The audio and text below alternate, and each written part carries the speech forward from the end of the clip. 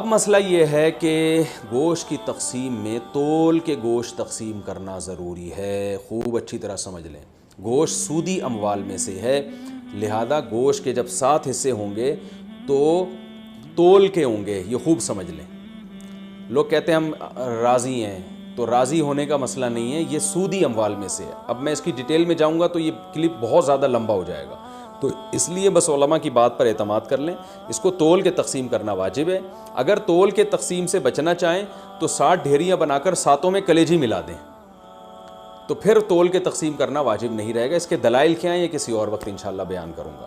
تو اور پھر بھی احتیاط اسی میں ہے کہ تولیں بھی اور کلیجی بھی ملا دیں 7 ڈھیریوں میں, تاکہ اگر تول میں گڑبڑ ہو گئی ہو تو کلیجی اس کے جو ادھر اگر تھوڑا سا گوشت زیادہ چلا گیا تو اس کے مقابلے میں ادھر کلیجی آ جائے, تو سود سے بچت ہو جائے گی. وہ لوگ کہتے ہیں پتہ نہیں کس قسم کی باتیں کر رہے ہیں, وہ انشاءاللہ بعد میں ڈیٹیل میں اس مسئلے کو سمجھا دوں گا, بلکہ پہلے سمجھا بھی چکا ہوں کئی دفعہ کہ سودی اموال میں عقل نہیں چلتی ہے. جب شریعت نے برابری کا حکم دیا تو بس برابری ہے. تو گوشت بھی سودی اموال میں سے ایک مال ہے.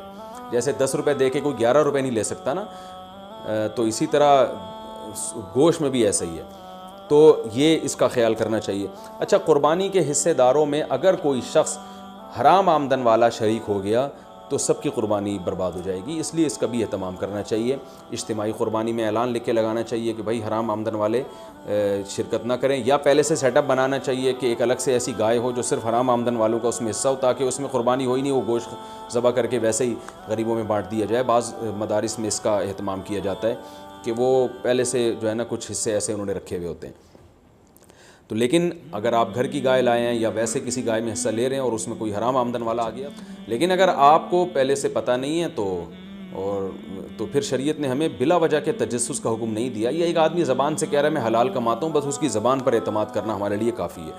اب آپ نے کہیں اجتماعی قربانی میں حصہ لیا, اب یہ نہیں کہ آپ اپنی گائے کے بارے میں تحقیقات کرتے پھر رہے ہیں اس میں حرام تو ہے کہ نہیں ہے.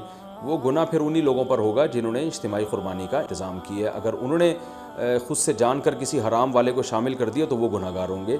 تو آپ کو اگر جب تک پتہ نہیں ہے تو شریعت میں یہی حکم ہے. اب